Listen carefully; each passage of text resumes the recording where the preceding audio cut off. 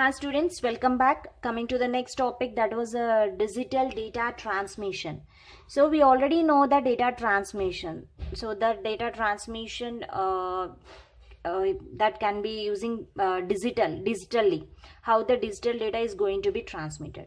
So before going to the topic in depth about the digital data transmission, let's see the overview of data transmission. So you already seen in the different concepts in the whatever the videos I explained in the computer networks.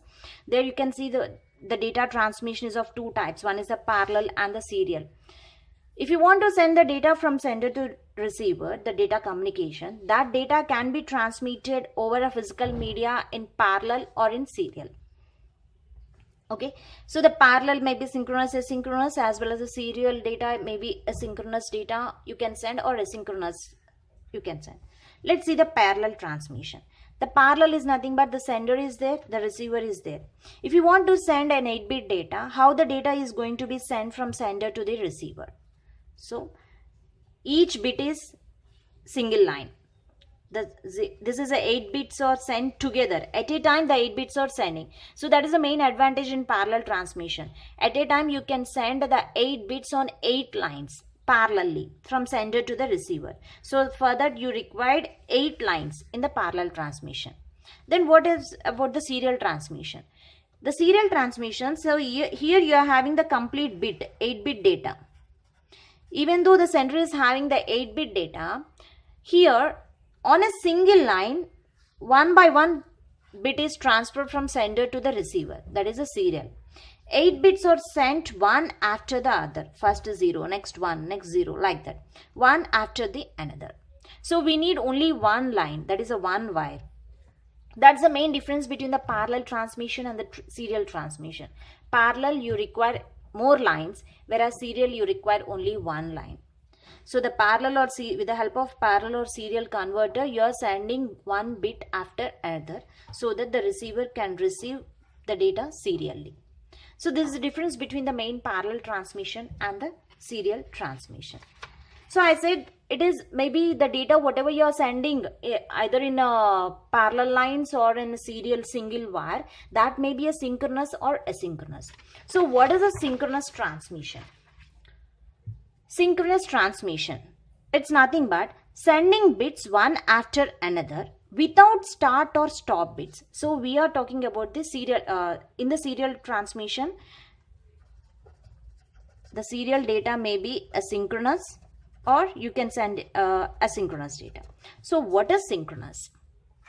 Synchronous means sending bits one after another without start or stop bits.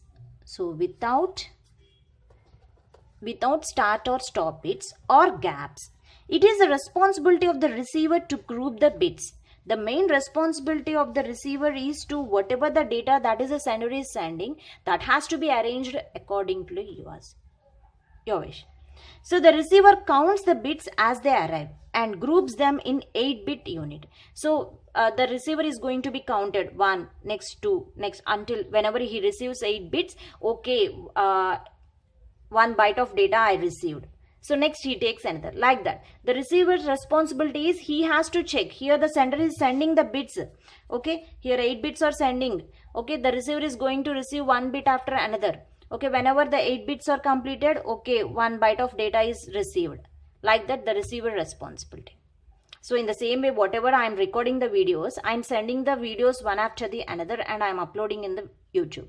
Okay, it's your responsibility, your receiver. So what is the next sequence of this video? So this video after the continuation is what is the next video and what is the next video. You have to group that and you have to make one subject like that. Okay, so this is a synchronous transmission. So whatever I am sending and whatever you are receiving is a synchronous transmission. Whenever suppose one topic is divided into 3 videos. So whenever the 3 videos are over, that topic is completed. So the receiver, you are the receiver, you decided, okay, the 3 videos are completed and one topic is completed, like that. Then what about the asynchronous transmission? Asynchronous transmission means send one start bit 0 at the beginning and one or more stop bits at the end of each byte. So whatever the byte information is there, 8 bits. So starting and ending, send one start bit and 0 or 1 stop bits. So here see, this is 8-bit data. 1 indicates stop bit, 0 is start bit. So whenever the receiver sees 0, the next information whatever he is receiving 8 bits, okay, after that whenever he sees 1, okay, this data is completed, next data is coming. So with the help of start and stop bit, the receiver can understand the complete byte of data. This asynchronous transmission is cheap and effective. Let's take my videos. Okay, so if I send if I mark the videos, if I give the numbering to my video, okay, suppose one topic I divided into 3 videos. Okay, so 1A, 1B, 1C. So whenever you are seeing 1A, 1B, 1C, you thought that it is completely related to this topic. So whenever the next video is 2, it indicates 2, you will understand this topic is over. Next, second topic is started. So that is a start and stop bit.